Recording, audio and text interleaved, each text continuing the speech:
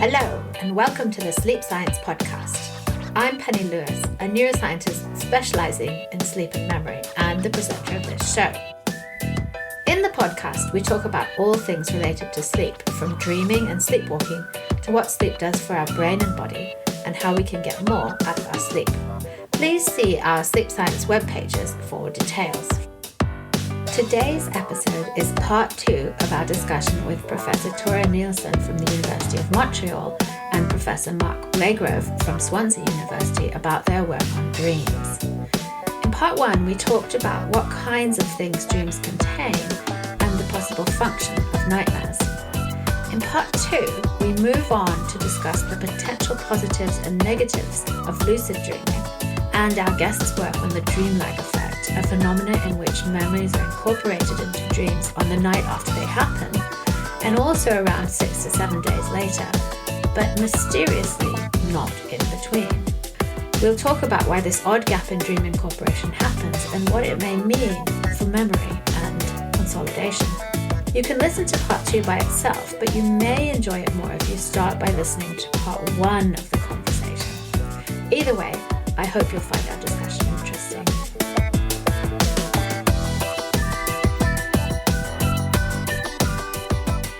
So, Tore, you've done some work on something called imagery rehearsal.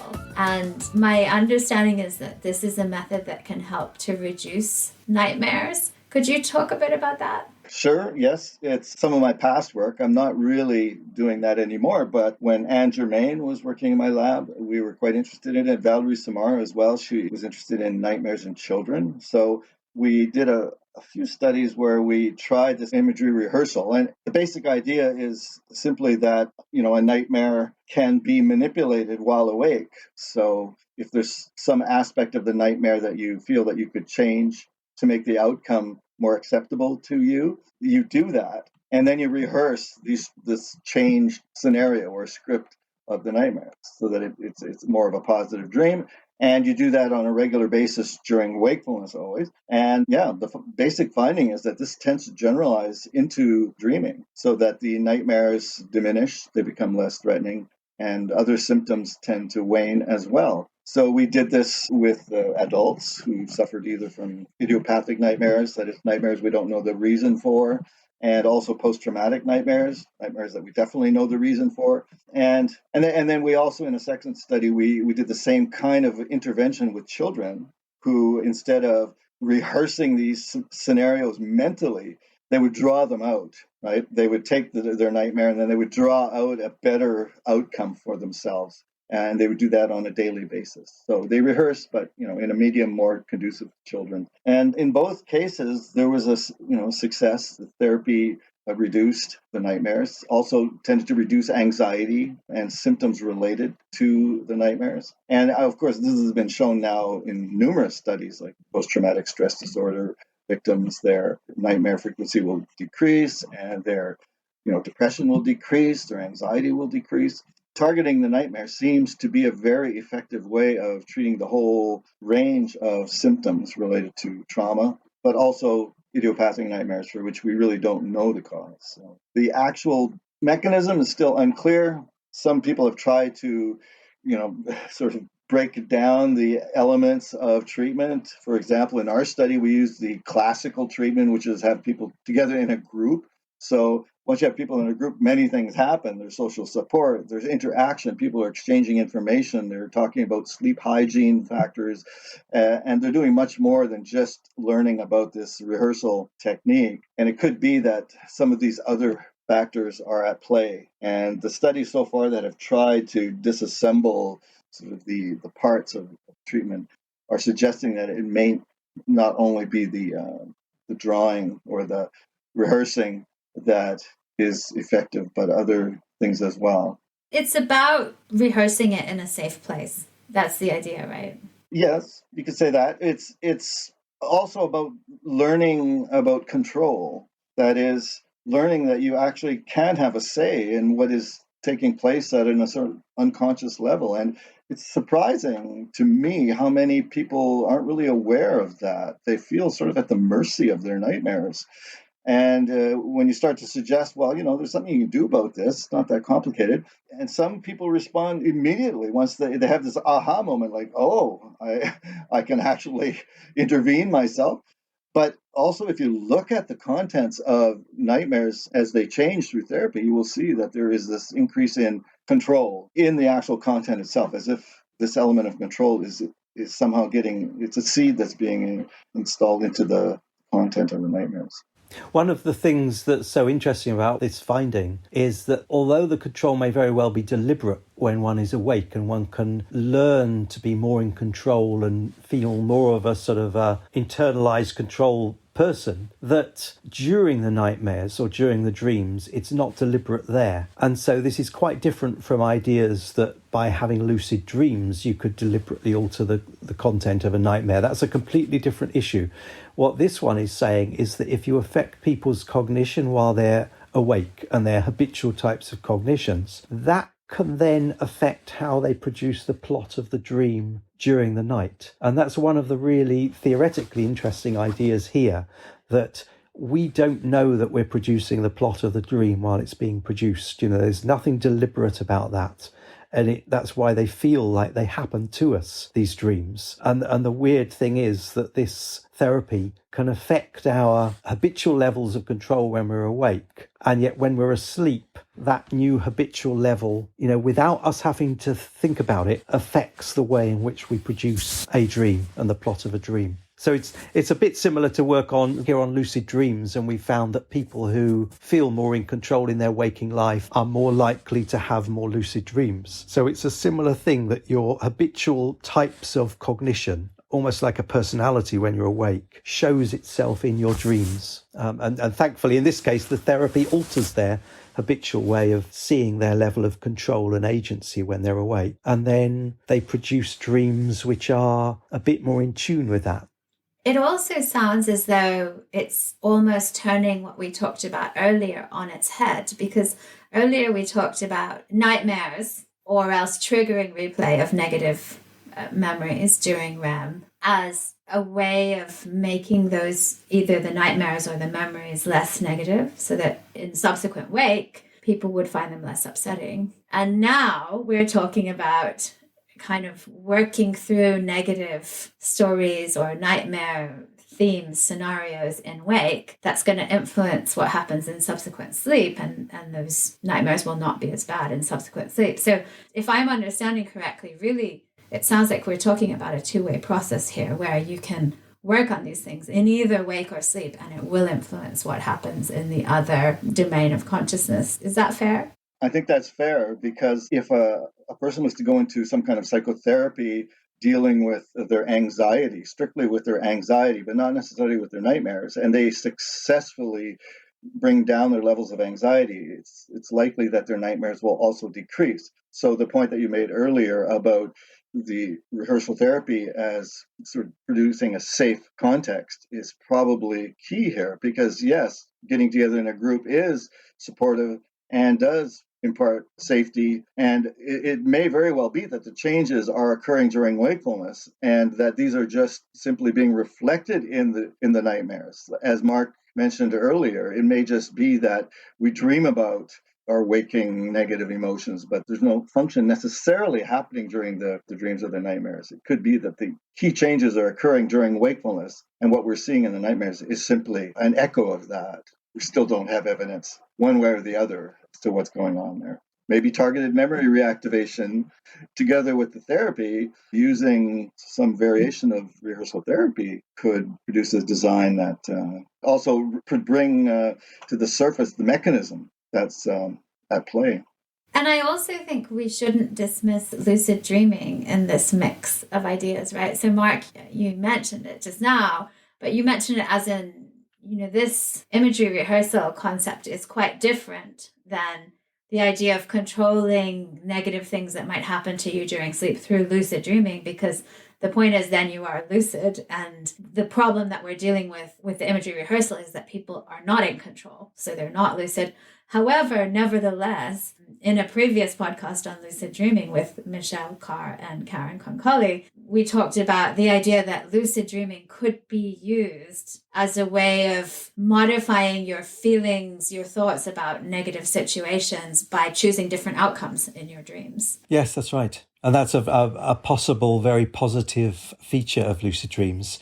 There's a bit of a debate going on at the moment in the literature about the degree to which lucid dreams are a positive thing or not. And our attempts to have lucid dreams actually, unless you're needing to have them, say for these nightmare instances or for a little bit of entertainment, that will they often be more negative than positive because you have to disrupt your sleep often in order to train to have them. And if you do have them, you may very well be having dreams which are not the type of dreams which, if dreaming has a purpose, you ought to be having, because you're busy controlling it and not having the more spontaneous, creative dreams that certainly under certain theories, we need to be having for a purpose of dreaming. They may very well have their therapeutic uses in some instances, lucid dreams, but there is debate about their general desirability, despite the fact obviously there are many proselytizers for the idea of having lucid dreams and having fun in lucid dreams. Yes. No, I think that's a great point, Mark, because we don't know what all the functions of dreams are. So we may be interfering by intentionally, say, engineering dreams to go one direction or another. We may inadvertently be cutting ourselves off from an entire range of functions that we don't know about. To give an odd example, I think of the dreams that shamans used to have in sort of tribal societies, where they would dream of leaving their bodies and interact with the gods and obtain medicines and ideas and go to battle and so forth. And these are very realistic dreams of the kind that we might call lucid today, but their emphasis wasn't on becoming lucid and aware that they're dreaming. Their emphasis was on, marshaling their powers so that they could fight the demons or, whatever. This kind of big dream that contributes to their entire tribe could easily be short-circuited by this short-term focus on just becoming lucid. Yes. And of course, all the work being done, around the world on the characteristics of dreaming and their relationship to waking life, majority of that's done on ordinary non-lucid dreams. And so if there is a theoretical work and aspirations that we may find some function of those, they may very well be short-circuited and disrupted by lucidity. And one of the claims there is that, in fact, we may have evolved not to have lucidity in our dreams. And the fact that it's so difficult and so rare, I think it's supposed to be something like 2 to 3% of REM dreams being lucid. The reason it's so rare that we can realize while we're dreaming is that possibly it's been selected out so that we can have these simulations when we're asleep that we experience without having to have a whole load of metacognition and thinking, I know I'm dreaming. So it's a possibility that metacognition, which we've got when we're awake, has been removed. So I tend to agree with that. If you look subjectively, if you try to have lucid dreams yourself, you will be amazed at how creative your own dreams are in attempting to thwart the achieving of lucidity, as if there are these mechanisms built in to prevent it from happening.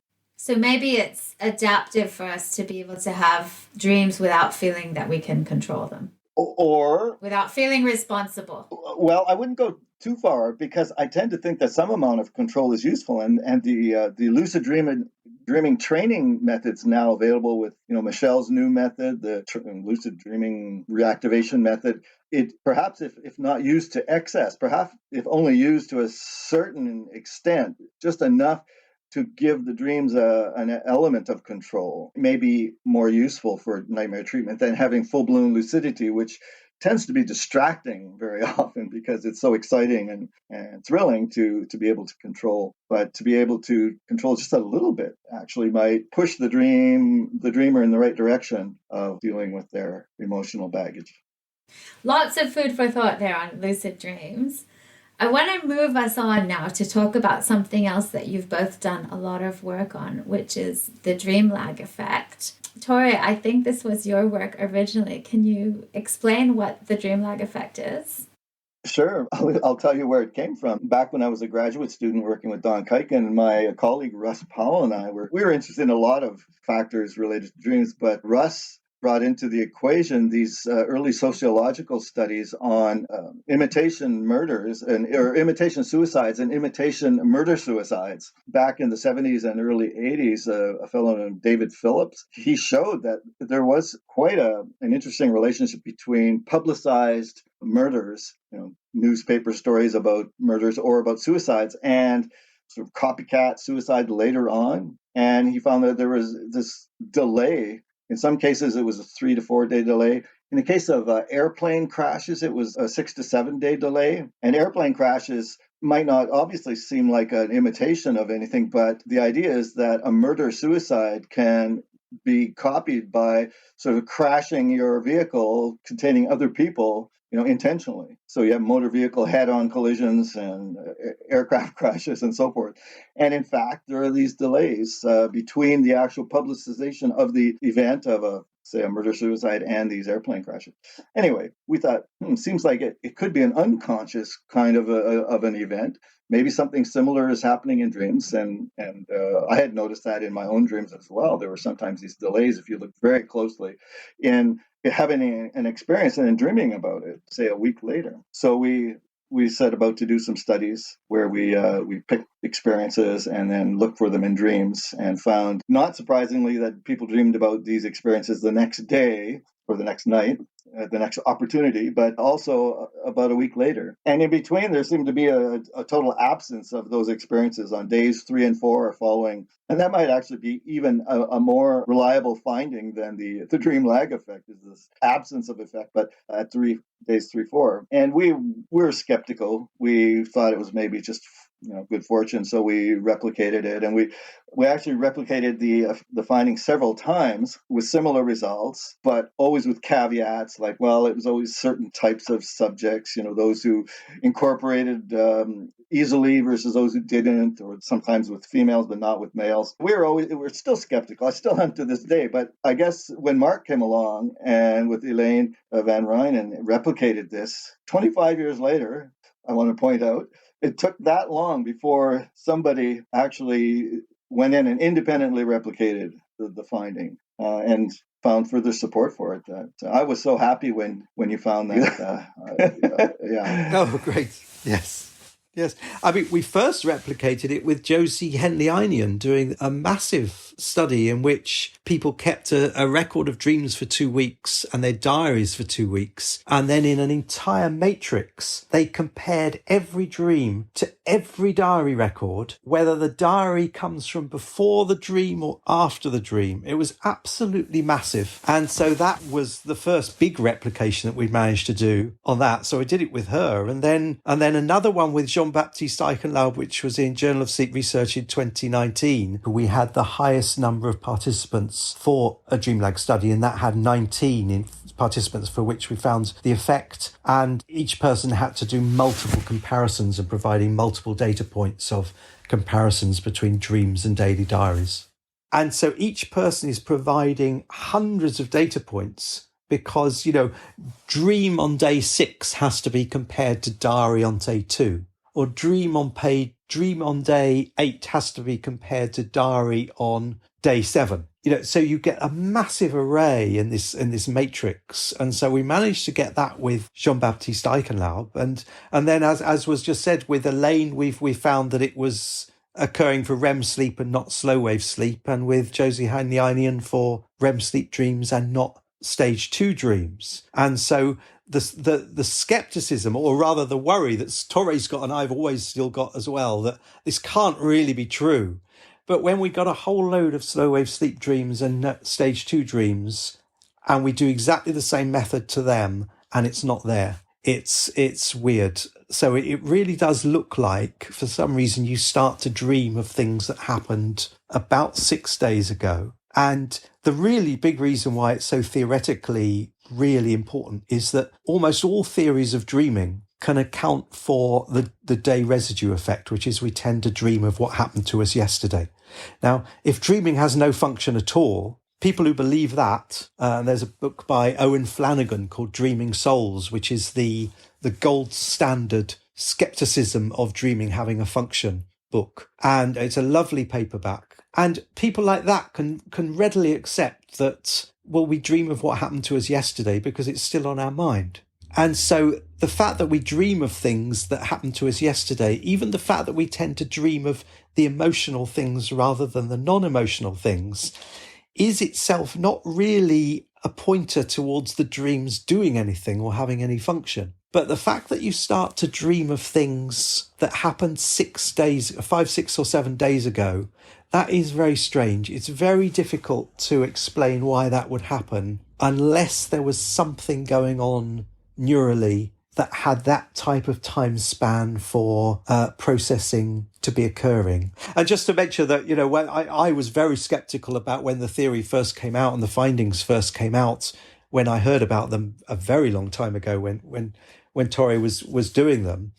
And the classic skeptical point of view is, you're not dreaming of what happened to you 7 days ago. You're dreaming of what happened to you yesterday. But because your life is regular, therefore matches things you were doing a week ago as well. And the first paper with Josie Henley-Einian got rid of that possibility. So we showed that really wasn't true.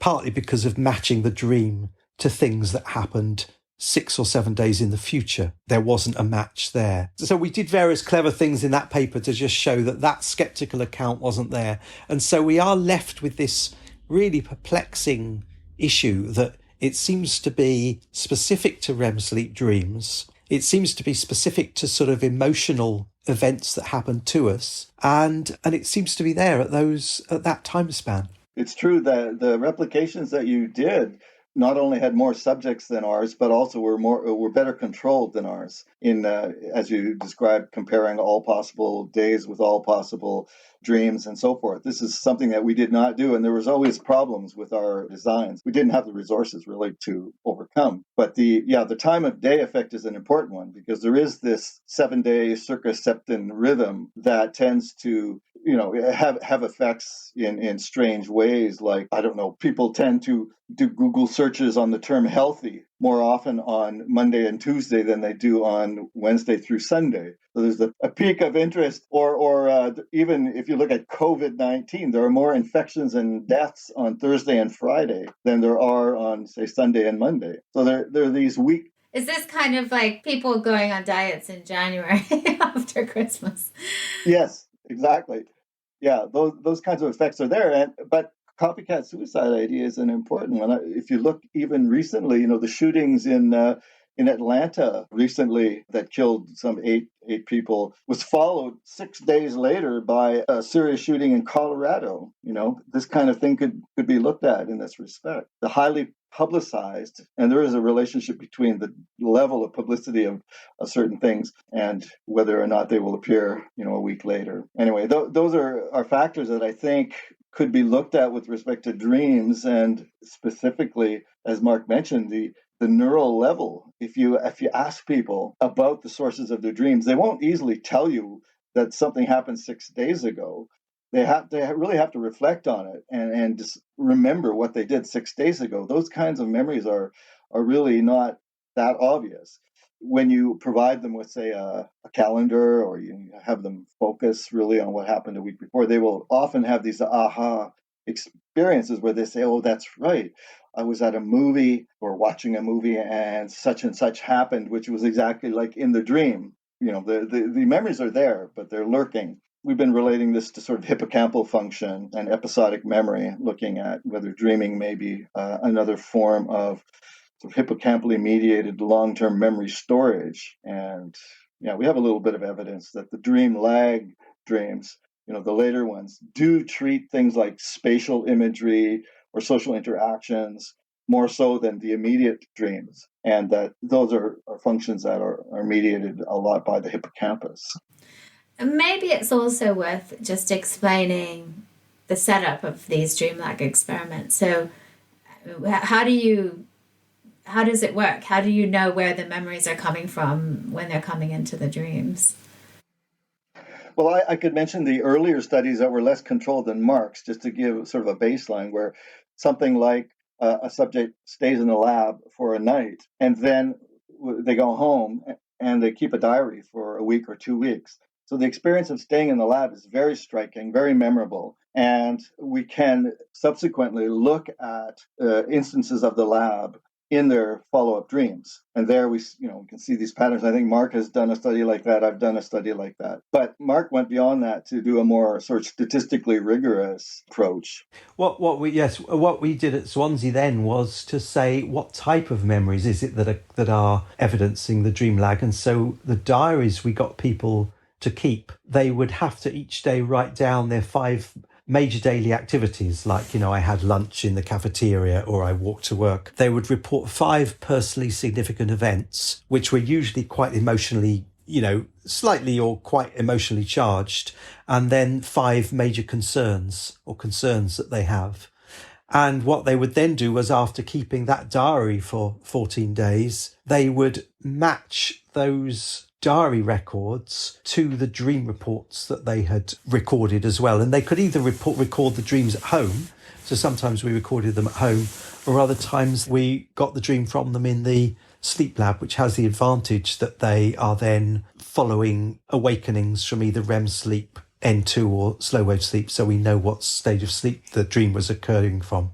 And you found this dream lag effect in REM, not in stage 2. Yes, and we found it for the personally significant events and not for the major activities and not for the concerns. Possibly because the concerns are they're less time specific than the events. Yeah, it's such a peculiar kind of phenomena. Now, Tore, you started to explain your ideas about what might be going on in the brain to cause this, but can you just go into that maybe in a little more detail about the hippocampus and the cortex? Well, I don't know that we've moved much beyond just an interesting theory about sort of dreaming reflecting longer-term steps in memory processing. I think it's pretty well known now that memory storage is not a sort of an immediate event, that there is a kind of a transfer that occurs whereby the initial learning, the initial memory is stored somewhere in the hippocampus for a finite period of time. And during that time, it is transferred to more cortical structures, say the medial prefrontal cortex or other parietal lobes or so forth.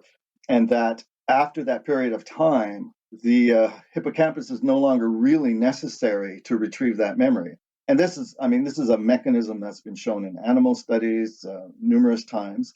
And several of those studies suggest that sort of that window of transfer is about a week or more, which fits with our idea that maybe the dream lag, sort of the delayed dreaming about things, is somehow related to this transfer, although it doesn't really explain why we wouldn't see, for example, dreams about the event on multiple days up until a week later, at which time you might expect it to stop. But who knows? The mysteries of long-term memory. Maybe there are certain steps. There's evidence from animal studies as well that REM sleep responds to learning very often with a 1-week window. Rats that learn a maze task, I think Carlisle Smith showed this quite early on, their percentage of REM sleep will increase after learning for 6-7 days, and then it will decrease.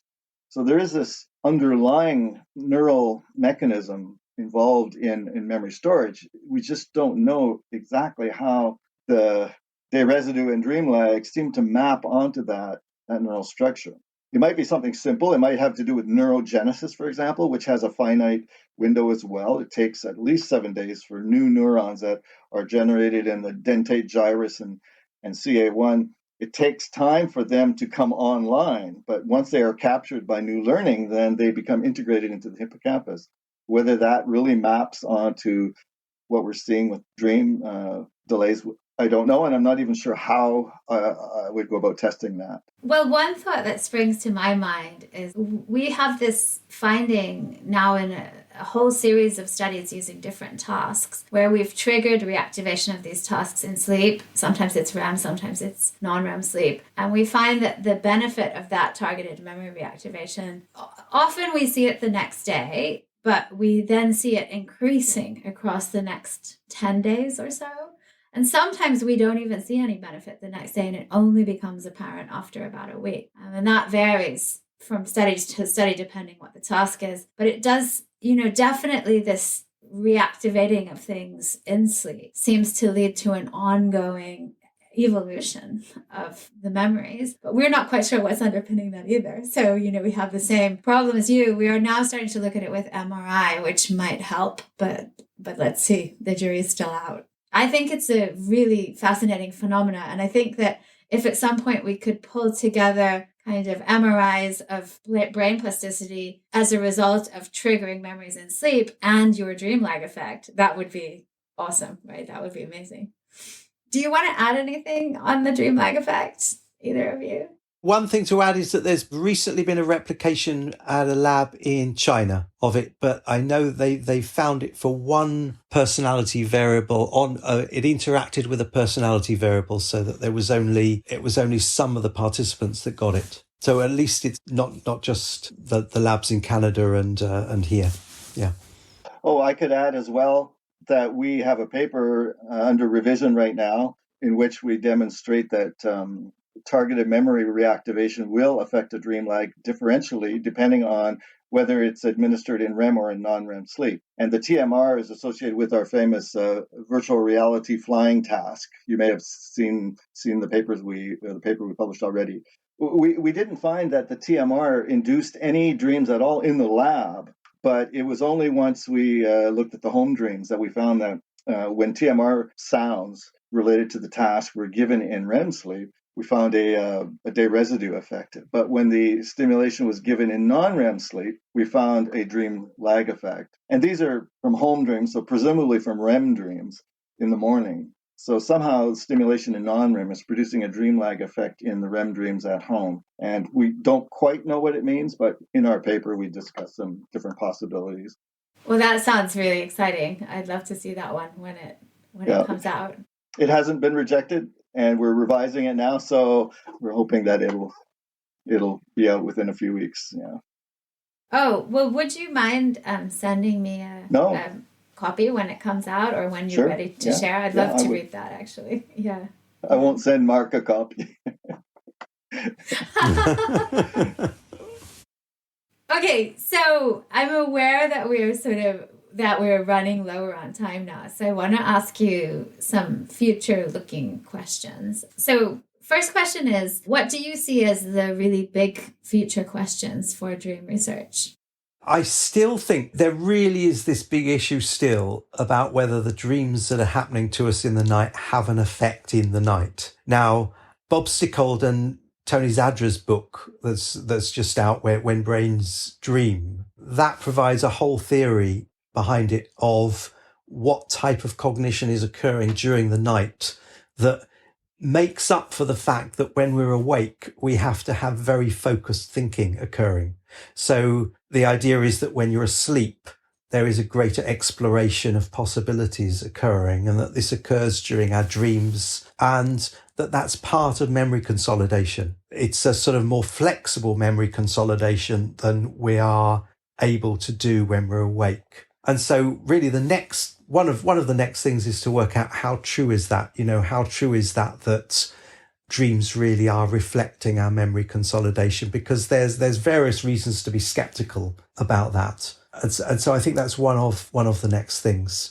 So looking at the link between dreaming and consolidation, essentially. And memory consolidation, and there are papers which seem to provide a link. So Erin Wamsley's work showing that the people who dreamt of a maze task then had greater improvement in their performance across a period of sleep. But with the skeptical side saying, yes, but the people who dreamt of the maze task were the ones who did worse on the task before they went to sleep. So maybe they're dreaming of it because they feel humiliated, embarrassed to have done so badly in the lab. And so maybe the dreams are purely a reflection of waking life before sleep and not a reflection of what's going on during the night in any functional sense. Obviously, the brain's doing things that produces the dream during the night. But whether it's a functional process that's causing the dream is another question entirely. So I guess if people are really into what's in favour of that, the Zadra and Sickold book provides an extremely good account of that. Perhaps I could add then just to the idea of dream function, what I think is even currently underway is a growing interest in dream mechanisms. That is, how is it that we dream? How is it that the brain is able to produce this miracle of replication? And the whole dream engineering movement that was started a few years ago, I think reflects this. It was inspired by people at MIT Media Lab working together with Michelle and basically demonstrating that we now have the technology to influence dreams in a variety of ways while they are occurring. So sources of stimulation like odors that can be, selectively stimulated from a device worn around the neck, or a glove which can selectively stimulate sensory receptors in the fingertips or in the fingers or elsewhere. There's a number of technologies that are now coming online that are really accessible, don't cost much at all, and have the potential for affecting dreams, which would allow us to gain some kind of experimental control over dream formation, which is what is missing really in the whole quest for understanding mechanism. And I think we're going to see more of that. Just the interest in the dream engineering movement right now suggests that that's going to sort of be a complementary area to the function that Mark mentioned. So that actually leads beautifully into my next short question for you guys, which is, do you see the manipulation of dreams or dreams in general, understanding dreams more, as useful in some way, as, for therapies or for creativity or for other things?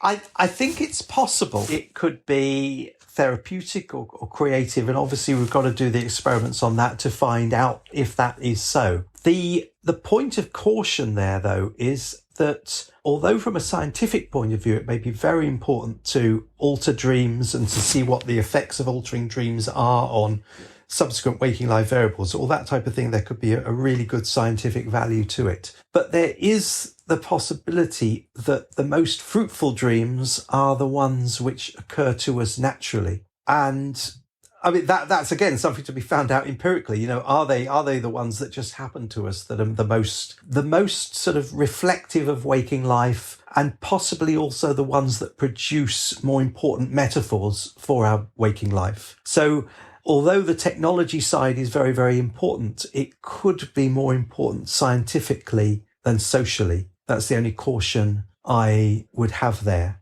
I mean, that's partly borne out by the current work that we're doing at Swansea, which is that we've done lots of work in the sleep lab and outside the sleep lab relating the content of dreams to waking life. So the waking life records that people have kept in diaries. So we did these very robust studies which do all of that highly, highly rigorously. We've moved on to do studies in which people report a dream, and we then talk about the dream with them and get the waking life references that way. And there's been great benefit to people from exploring the waking life memory sources that they have for the dream when we have a lengthy discussion of about 50 minutes to them. And there is the possibility that it's really those naturally occurring dreams that are the ones which are going to be more personally meaningful to people. That's an empirical matter, though. It could very well be that the technological side, possibly giving people cues during the night to remind them of what is a concern, could boost these types of dreams where you dream of your concerns and of important events. So it may very well be that we could manipulate the metaphorical side of dreams through these technologies. That's also a possibility. So, those are all possibilities for benefits, yes. Yes, no, I think that was exceptionally well said. And my bias, I think, is that the fundamental science is as important as sort of the applied, which I think is what your question is getting at. But there is value in understanding dream mechanisms and dream phenomenology in more detail. And I think that is where the technology is taking us. These ideas of Marx, I think, are excellent, though. But I think there is value in and of itself in understanding the neural underpinnings to dreaming, and being able to, maybe we'll sacrifice a certain number of of big spontaneous dreams in order to understand how they work. But ultimately, it's hard to predict where we'll go. I mean, some people are talking about being able to sort of visualize other people's dreams, on a computer screen. 10 years ago, I would have said that was hogwash. But now I see that there is actual progress being made in that direction. And now I'm not as skeptical. I think that it may be possible. And who knows what kind of social effects that would have if it was possible to actually sit down and review your own dream visually or auditorially, or maybe even in virtual reality, somehow reenacted. You could see the film by Wim Wenders, to the End of the Earth, or I think it's an old film, which is about that question: what happens to humanity once they can visualize their own dreams? It's a bit bleak, spoiler alert, but it's an interesting movie in that respect, to see the parallels between that movie, which is, I don't know, over 30 years old, I think, and what's happening today. And it could be possible using classifiers, kind of classifier technology that's coming out that can use EEG activity to work out what the brain is thinking about, right? Yeah, those are all exciting possibilities of the mechanisms of dreams, altering the mechanisms of dreams as well, so as to cue particular content, that type of thing. The other end of things, though, is something that we've been working on, which is the more social end of them, in which what we'd found after we'd done some years of all this work on discussing dreams with people, we started to move into a more public discussions of dreams with people. So there would be several people engaged in the discussion. And what we started to find was that the people who were discussing the dreams had a greater level of empathy towards the dreamer and an understanding of their life. And we've fitted all this in to work on engagement with fiction and the empathy-inducing effect of engagement with fiction. And so the possibility is there that dreams are a type of fiction that we produce, and part of the function could be of telling them to other people. And that when you tell them to other people, you inadvertently blurt out about yourself. And so it's almost like a blush, which evolution has given us, because it's a way of making sure that people don't keep secrets. And so possibly our dreams are also a group bonding mechanism to, in a way, force people to inadvertently talk about themselves in a way that might actually be quite distressing sometimes for the individual. But if this is, in a way, genetically programmed in the same way that storytelling may very well be something we've evolved to have, then the telling of dreams may have been subject to an evolutionary pressure. And we may even have our fictional plot-like, story-like nature of dreams as a result of evolutionary pressure is one possibility. So we've published something in Frontiers in Psychology a couple of years back, and we've just had a paper accepted in Dreaming on that possibility that we've evolved to have these plot-like dreams, and the pressure has arisen through the benefit to the group when the dreams are told. So that's sort of the other end of the technological aspect, is going much more down the social aspect. But even though it's a social area of research to do with empathy and group processes, it actually could have a tie-in with evolution as well. And we've even put forward in the 2019 paper the possibility that maybe dreams within sleep have no function. They're an epiphenomenon. And when they start to be told, that's when the evolution took off for them. So whereas the Zadra and Sickle book says that if there's a function to dreams, it must occur for unrecalled dreams, we have put forward the possibility that it may be that the function for dreams only occurs for recalled dreams, which we've liked the mischievousness of that, of throwing that out there. That's extremely mischievous and fascinating idea. And I think it's a wonderful place to stop. Thank you both so much. I have a list of other topics that I'd love to ask you about sometime, but I think at this point I shouldn't take more of your time. Season 3 of the podcast. Yeah. If you're willing, I would love to have you back, and we'll continue at some point. But for now, thank you so much. You've been listening to the Sleep Science Podcast with me, Penny Lewis. My guests today were Professor Tore Nielsen from the University of Montreal and Professor Mark Blagrove from Swansea University. Our producer was Sophie Smith. If you've enjoyed this show, please consider subscribing to the podcast or liking us on Twitter. We're planning a Q&A session for the last episode of this series, so if you have questions about this episode or anything else sleep-related, please send them to us on Twitter at #SleepSciencePodcastQ&A. Thanks for listening, and until next time, sleep well.